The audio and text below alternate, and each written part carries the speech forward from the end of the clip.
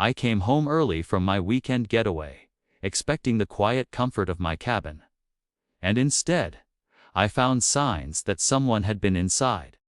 My doors were locked, my things moved, and a chilling note from the HOA's president lay on the counter, demanding compliance with rules I'd never even agreed to.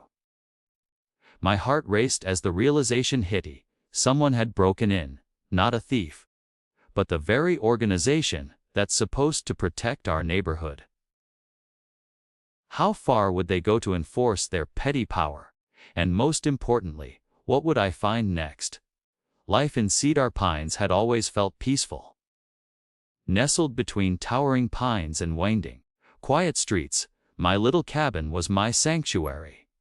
A place where mornings smelled of pine needles and coffee, and evenings were spent watching the sun sink behind the hills.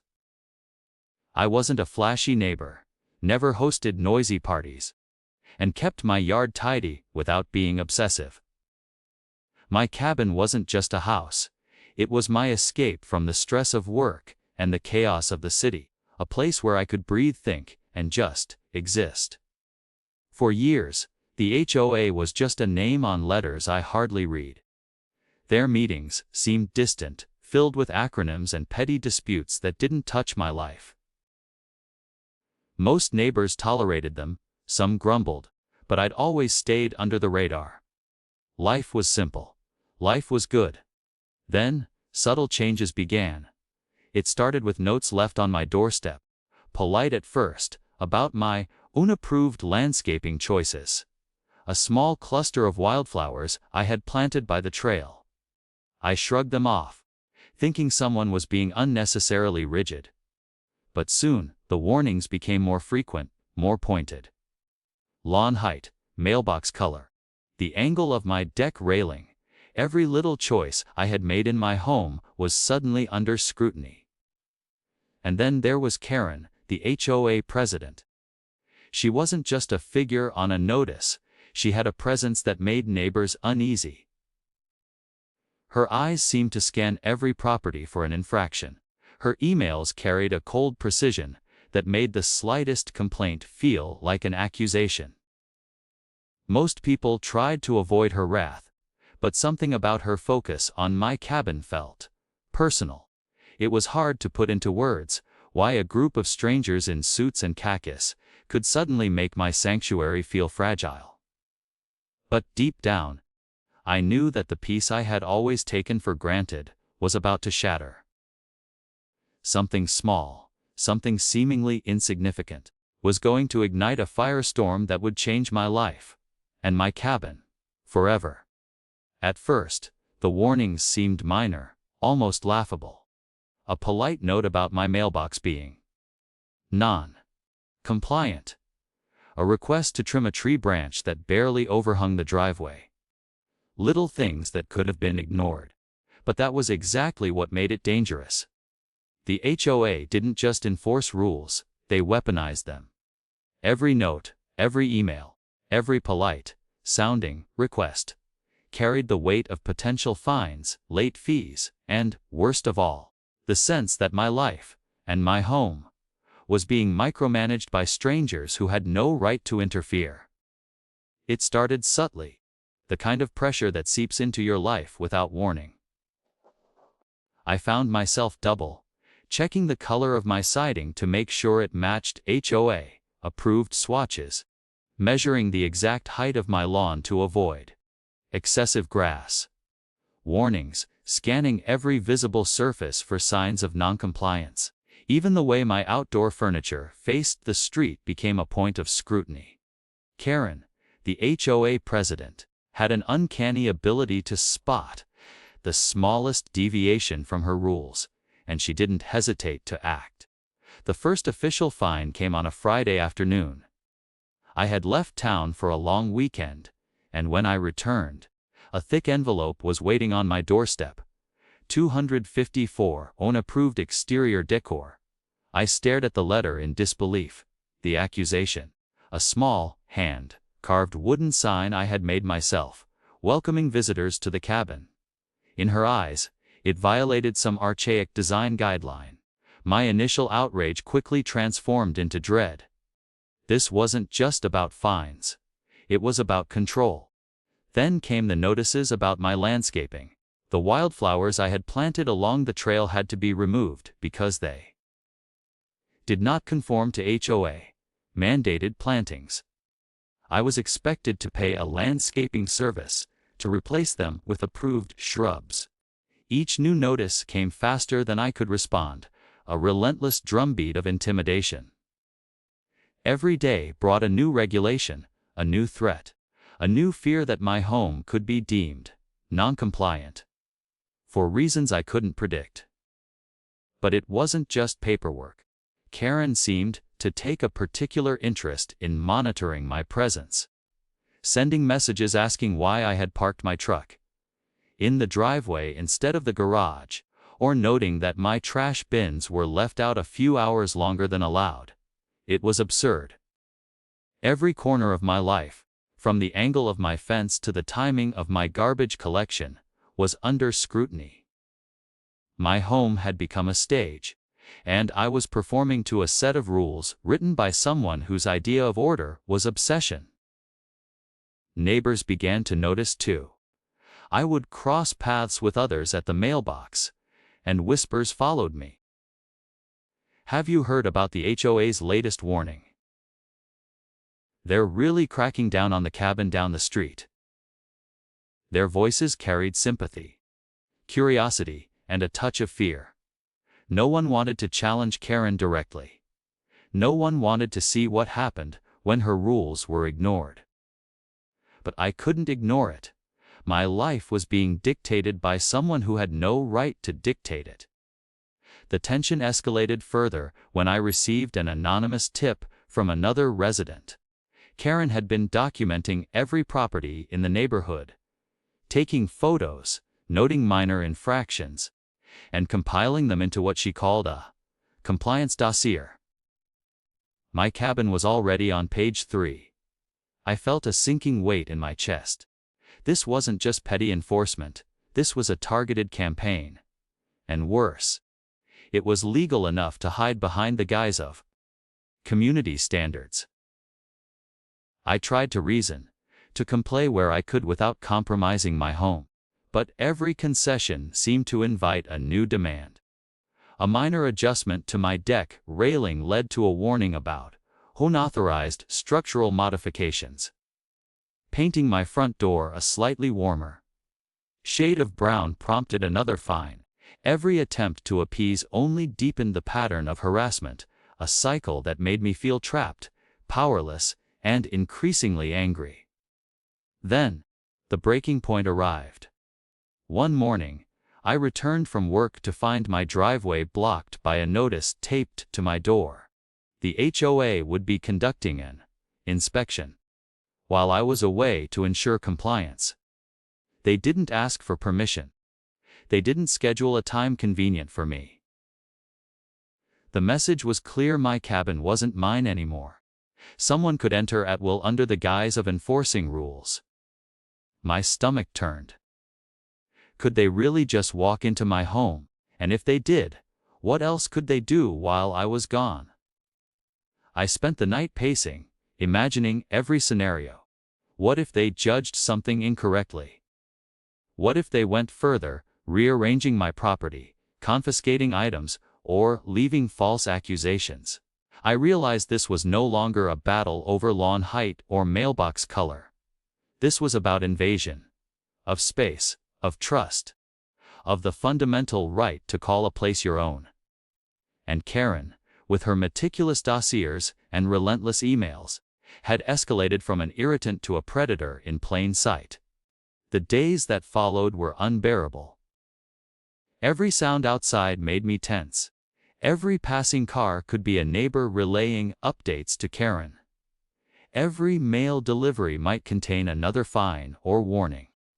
My sanctuary had become a gauntlet. I documented everything, took photos, and saved every note, but it felt like a drop of water against a stone. The rules were so vague, the interpretations so subjective, that nothing I did could guarantee safety or peace. Then came the moment that changed everything.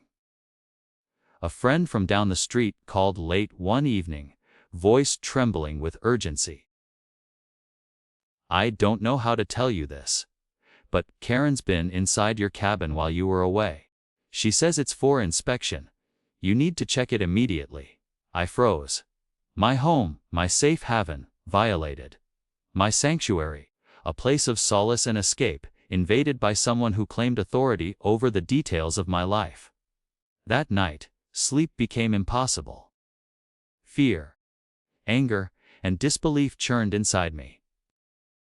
I didn't yet know what I would find, but I knew one thing with crystal clarity. This conflict had escalated beyond petty disputes. It had become personal. And I couldn't let it go any longer. The morning I returned early from my trip, something felt different. A strange stillness hung over the cabin, heavier than usual. I parked the truck in the driveway, heart pounding, and noticed immediately that the back gate had been ajar. My hands shook as I pushed it open. Something in the air told me that today, the conflict that had been simmering for months was about to explode. Stepping inside, I froze. Papers scattered across the living room table, a chair slightly moved, and the faint smell of cleaning products, the kind you'd use to cover footprints, made it impossible to ignore the truth. Karen had been here. She had broken in under the guise of inspection. Violating every boundary, every right I had as a homeowner. I felt a wave of fury unlike anything I'd experienced before. This wasn't about rules anymore. This was about respect, ownership, and the sanctity of one's home. I knew I had to act, but carefully. Every move I made could escalate the situation, or give her an opening. I documented everything. Photos of the disarray, the misplaced items, and even the faint smudge on the floor near my favorite armchair. My hands trembled, but my mind was focused. Evidence was power, and for the first time, I realized I could turn the tables. That evening, I confronted Karen at the next HOA meeting. She entered the room with her usual composed smile, oblivious to the storm brewing behind my calm exterior. The room smelled faintly of coffee and tension, and neighbors whispered in low tones. Sensing something monumental was about to happen, I stepped to the front, cleared my throat, and began recounting everything. Every letter, every fine, every intrusion. The words flowed steadily, each one heavier than the last. I watched her expression shift subtly, a flicker of discomfort in her eyes. She had always wielded authority like a shield, but now the evidence was undeniable. I presented the photos, the documentation, even timestamps from emails and messages proving her intrusion while I was away. The room grew silent, the weight of my words filling every corner. The HOA board, usually so detached and procedural, shuffled nervously, glancing at each other for guidance. Then came the bombshell moment. I revealed that her inspection wasn't just a minor overreach. It was a direct violation of state law. Trespassing, harassment, and intimidation were not just moral offenses, they were legal ones. The murmurs in the room escalated into audible gasps as the board members realized the depth of her overreach. Karen, for the first time, seemed exposed, stripped of the authority she had wielded so effortlessly. But I didn't stop there. I outlined every instance where she had weaponized HOA rules for personal scrutiny. Lawn height, mailbox color, even the placement of my garbage cans. I painted a clear picture of systematic abuse, detailing the emotional toll and the invasion of privacy that had left me fearful in my own home. I spoke of neighbors' fears, the quiet compliance that allowed her power to grow unchecked, and the moment I had discovered her in my cabin. The point of no return. The room was heavy with tension. Karen opened her mouth to speak, but the weight of evidence silenced her. Every excuse, Every rationalization she had relied upon was gone. The board, once her allies, now shifted uncomfortably. I could see the gears turning. Was this a crisis of credibility, or a personal reckoning? Then I dropped the final piece: the potential legal consequences. I had consulted an attorney, I told them, and all documentation had been prepared to pursue charges for trespassing, harassment, and violation of privacy. The implication was clear. The HOA could no longer ignore her actions. The atmosphere was electric. Neighbors exchanged glances, some relieved, some incredulous, all captivated by the unfolding drama. Karen's composure cracked. A flicker of panic crossed her face, and I could see the calculated poise she had maintained for months crumble under scrutiny. Every step she had taken to assert control, every petty rule enforced, every fine levied, it was all laid bare. The room felt suspended in a moment of raw justice, a crescendo of tension, frustration, and vindication. I could feel a shift in the room. The board chair cleared his throat, speaking in a voice that trembled slightly. Policies would be reviewed. Inspections would be regulated. Complaints handled with transparency. And most importantly, personal vendettas would no longer dictate enforcement. The words sounded procedural, almost mundane. But they carried immense weight. The first official acknowledgement that the power she had wielded, unchecked, for so long was being reined in. As the meeting concluded, Karen left without a word. I stood there for a moment, the silence stretching, filled only with the hum of fluorescent lights and the distant murmur of neighbors processing what had just happened. A rush of relief and disbelief coursed through me. The fear, the anger, the months of tension, they hadn't been for nothing. Yet, even in that moment of apparent victory, I knew the story wasn't over. The repercussions of what had happened, the changes in the community, the potential backlash, it all loomed ahead. But for the first time, I felt a sense of control, a reclaiming of space and dignity that had been eroded for far too long. I walked out of the room that evening with a sense of clarity. The cabin was still mine, my sanctuary restored, and Karen's unchecked authority shattered. But the experience had left a mark. Not just on me, but on the entire neighborhood. The realization settled in that standing up, documenting, and confronting abuse head-on could change the course of an oppressive system. As I returned home and stepped into the cabin, I paused at the doorway, looking around at the familiar walls, the furniture in its rightful place, and the sunlight streaming through the windows. I could finally breathe. And yet, a quiet question lingered in my mind.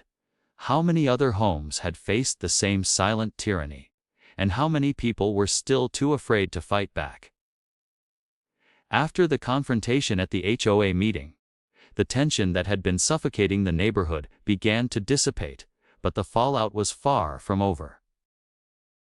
Karen, once untouchable, had vanished from board meetings, her emails unanswered, her authority stripped. The board quickly implemented policies to prevent personal vendettas from dictating enforcement. And every homeowner was reminded that rules existed to protect the community, not control it.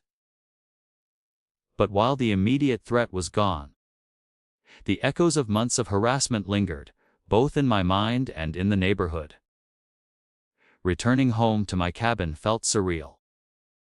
The familiar wooden floors, the pine-scented air, the sunlight streaming through the windows. All of it seemed brighter, as if the walls themselves were breathing a sigh of relief. But I knew that the battle had left invisible scars. I spent hours cataloging the changes I planned to make. Not out of necessity, but to reclaim my sense of ownership. My wildflowers went back in place, the mailbox was repainted exactly as I wanted, and every item in my cabin returned to its rightful spot. It wasn't just about aesthetics, It was a statement. My home, my rules, my sanctuary. Neighbors approached cautiously at first.